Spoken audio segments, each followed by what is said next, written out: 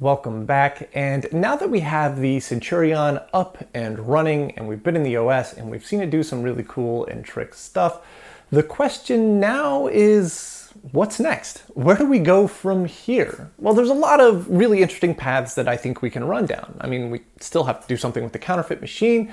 There's a whole second hawk drive that I want to repair and get going. And ultimately, I want to get the machine online so people can play with it. But I'm not actually done with the archaeology stage of this entire build yet. And so we've pulled a lot of really amazing information off of the Hawk platters. Most of it has been incredibly personal information. We even found some data entries in there for a workman's comp filing. So somebody somewhere got hurt and it was recorded on this machine, which is incredibly personal information that I cannot share with anybody. But that journey of discovering all sorts of cool stuff about it has just been a ton of fun, and I think there's a lot more to find. But where are we going to find that information? Well, we still have the Finch drive. The Finch drive was the tiny hard drive that uses 8-inch platters that came with the counterfeit system, and it can store up to 32 megabytes of data, which means it has more data on it potentially than all of the Hawk platters that we have combined. So let's plug it in and find out what's on it. And in order to plug it in, we need a controller card for it, which is this card. Came with the counterfeit machine, and it's called the FFC card. And this is a really fascinating card because, well, it's two cards. It's actually two PCBs bolted together, but also it uses a very similar construction to the CPU6. In that it has AM2901 4-bit slice ALUs, sequencers, and a whole bunch of ROMs containing microcode to essentially build the entire state machine for reading to, or reading from and writing to the Finch drive. But well, we actually tried to do that in a previous episode. We plugged the FFC card in, we plugged the Diag card in, and we started running tests on the Finch drive. And it passed the seek test, but it failed the read test. And there's actually a bigger worry than that. The fact that it fails the read test implies that there's a fault somewhere on the FFC board. And the Finch drive does not have a physical write protect switch. So it's possible that the FFC card could be sending incorrect signals to the Finch drive, thereby erasing data. So we need to essentially make sure that the FFC card is working 100% perfectly before we plug the Finch drive into it again.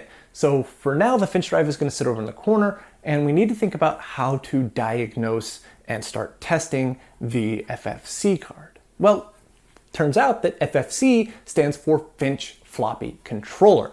The Finch drive is made by a company called CDC. They're the same company that made the Hawk drive, as well as some other really amazing supercomputers and things like that. But they also had a series of floppy drives as well. And the floppy drives and the Finch drive use the same protocol. As a matter of fact, you can daisy chain floppies and a Finch on the same 50-pin cable.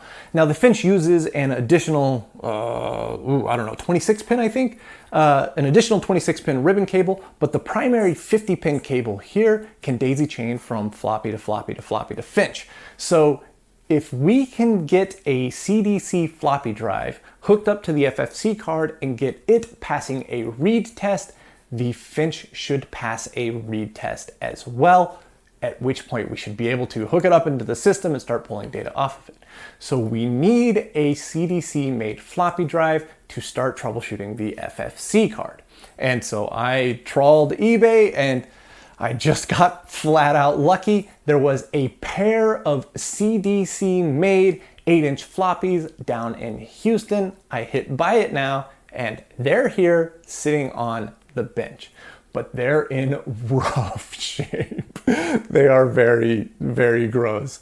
So it's going to take a lot of work to restore those. And once they're restored, then we can start troubleshooting the FFC. And once the FFC is fixed, then we can see what's on the Finch. So we've got another long road ahead of us to see how to get to the Finch. And it all starts with the floppy drives that are sitting on the bench. So let's go take a look at those and I'll show you what's wrong and we'll start cleaning them up. This is actually the first time that I've ever seen an 8-inch floppy drive up close and in person, and man alive, are they huge. Let's just take a quick measurement here. This one is 36 centimeters long and 22 centimeters tall and about 8 centimeters wide. It is a massive, just a hunk of very cool 70s technology. Now, granted, it pales in comparison to the Hawk drive, but it also pales in comparison in terms of storage capacity as well, because both of these are single-sided, single-density or dual-density drives, which means they can only store something like 90K or something. I don't know. I didn't do much research, but either way, they're in incredibly rough shape. Just looking at the transformer here, it's extremely rusty, and everything in here looks like it was submerged at one point in time. And given that these came from Houston, that's highly likely. I'm willing to bet that these are flood drives. There was a rash of flood cars coming out of Houston. Now we're getting flooded vintage electronics. But, well, CDC stuff is pretty hardy, so I have faith that these will come back to life, but they're gonna have to come completely apart. And, well, some things may not actually come back to life. I'm really skeptical about this transformer. These big filter caps are probably completely shot. I am also skeptical of the pass-through transistors that are over here. And, well, we've got a pair of full bridge rectifiers. Those might have survived. There's a lot of really interesting hacked together wiring going on.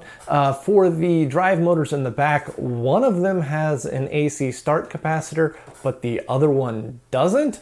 But they're both AC motors, so that's a little strange. Also, this one here on the front, the PCB is completely loose. We're gonna have to figure out how that's supposed to be mounted properly. And this doesn't bode well for shipping, but this drive in the back is also not bolted down at all. It is totally loose. Somehow it didn't fly out in the box and get completely destroyed. However, this is exactly what I'm looking for, a pair of CDC drives to test out the FFC card. So the first step is to get both of these drives out of this kind of half enclosure that they're in. So let's get to work. The first drive wasn't bolted down at all, so all we need to do is clip some wires, and then we should be able to slide the first drive out completely. And then we can get some of these extra wires here out of the way, and then we'll flip the entire thing on its side to get access to the screws that are holding the second drive in. And with those screws removed, we should be able to slide the second drive out with no problems. All right, now that we've got both drives out, we can get a much better look at how they're constructed. First, we have this huge AC 120 volt motor here. This is going to be the drive motor for spinning the disc, which means that there's a belt that actually runs from the motor to the center of the spindle all the way over here. And then right next to it, we have another AC motor, and this is the AC motor that moves the heads in and out.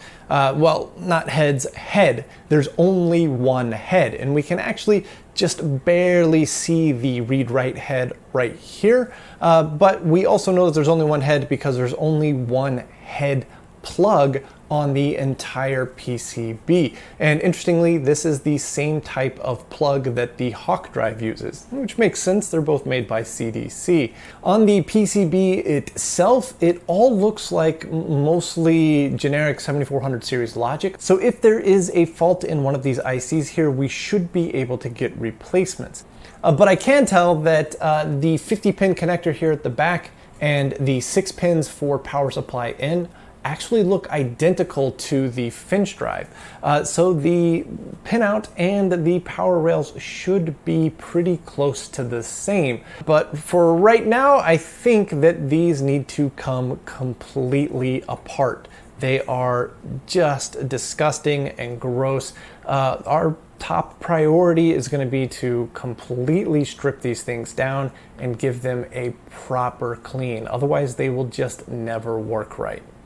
The very first thing that I want to fix is this bent ejector lever. It's been driving me nuts. And then we'll disconnect all of the plugs that go to the PCB.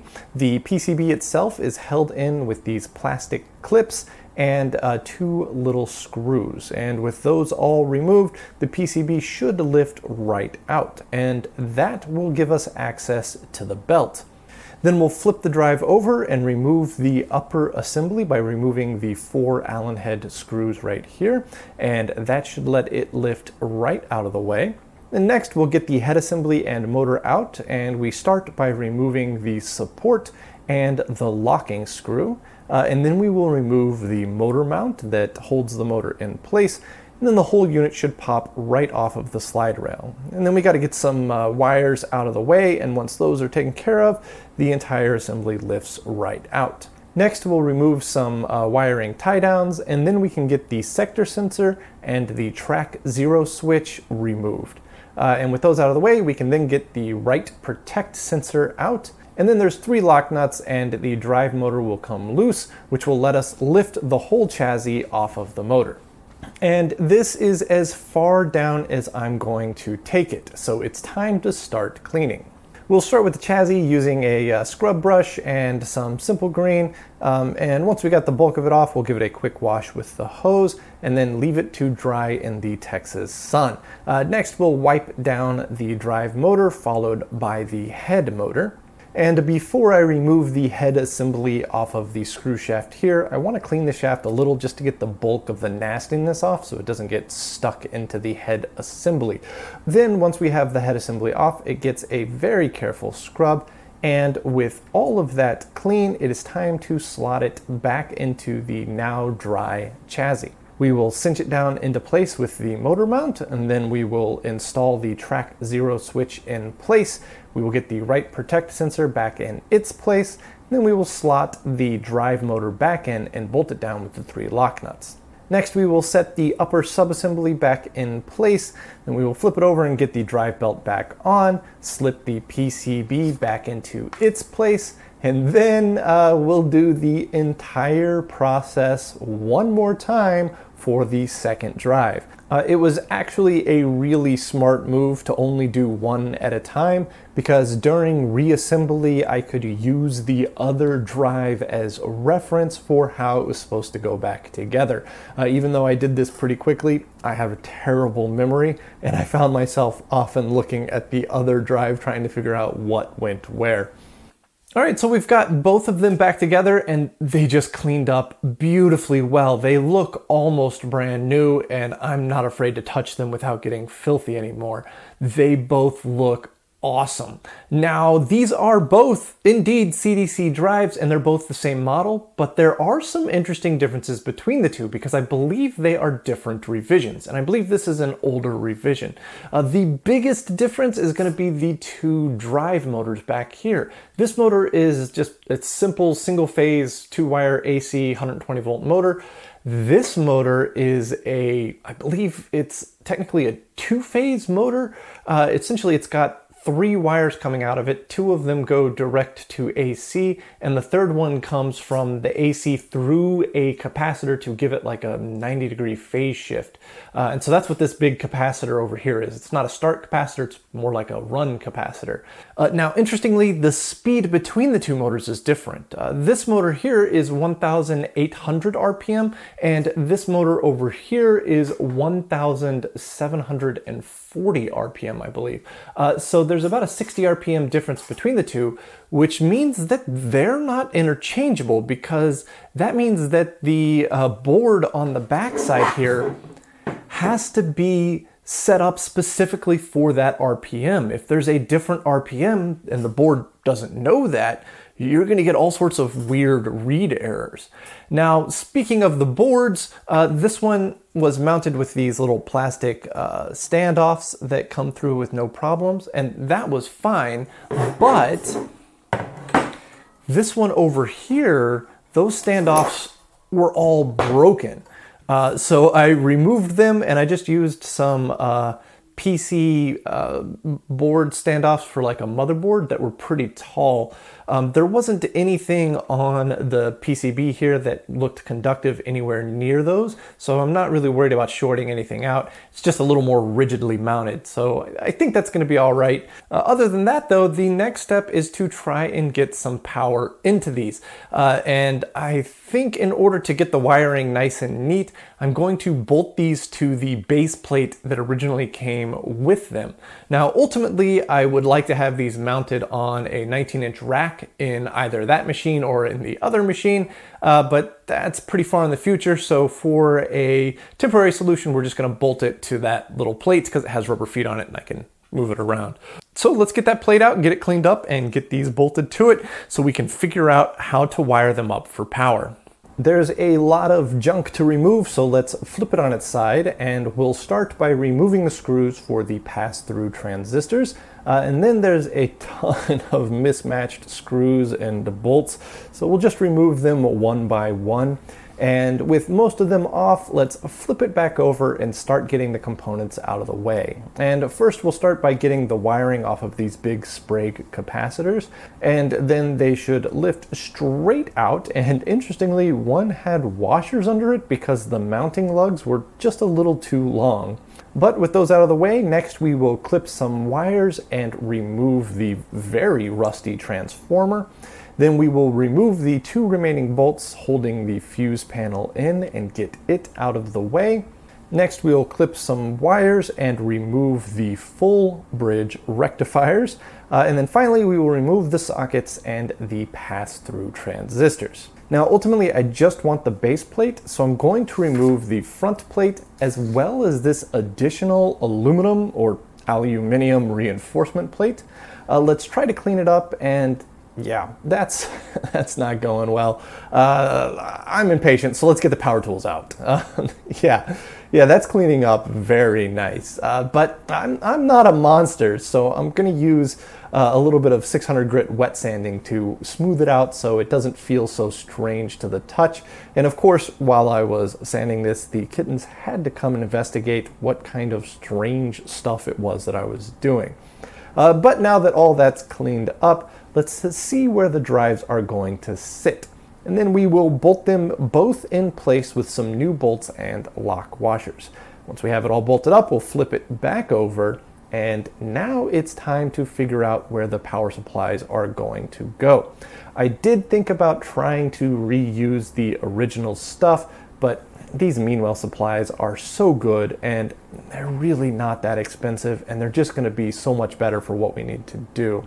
So after drilling 4 holes, 2 for each supply, we'll chase each hole with a tap and thread in some standoffs. I'm using standoffs here because I may need to remove and install these supplies multiple times, and I didn't want to tear out the threads in the aluminum, so the standoffs make that a little easier. The power supplies now drop right into place, and we'll drill 2 more holes at the front and tap them as well, and these will be used to mount this bracket which holds our power switch. And yeah, that's working great. Next up is wiring, and we'll start with soldering in the fuse, which we will then solder to the main power switch. Then we will run some jumper links to connect live, neutral, and earth to both power supply units. And with those wired up, we'll finish wiring up the rest of the AC coming from the plug. And with all of that finished, let's do a quick smoke check to see if the power supplies are going to work. And yep, 5 volts and 24 volts exactly.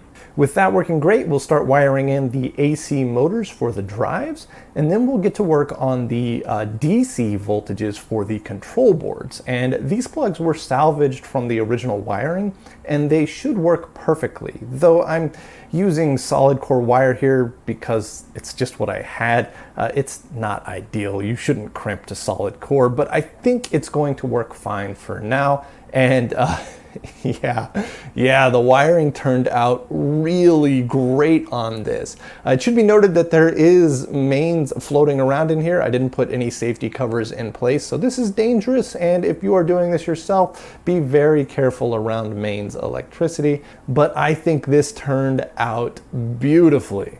And here it is, all completely back together. New power supplies in place, both drives solidly mounted with a switch on the front to turn the power on and off. Now the switch looks a little strange because I had run out of AC switches, and so I salvaged this out of some old junk electronics I had, but it requires a custom bracket, so I made a custom bracket for the custom bracket, but well, I think it's going to work perfectly. Now I have the power strip off, so doing this doesn't do anything at the moment.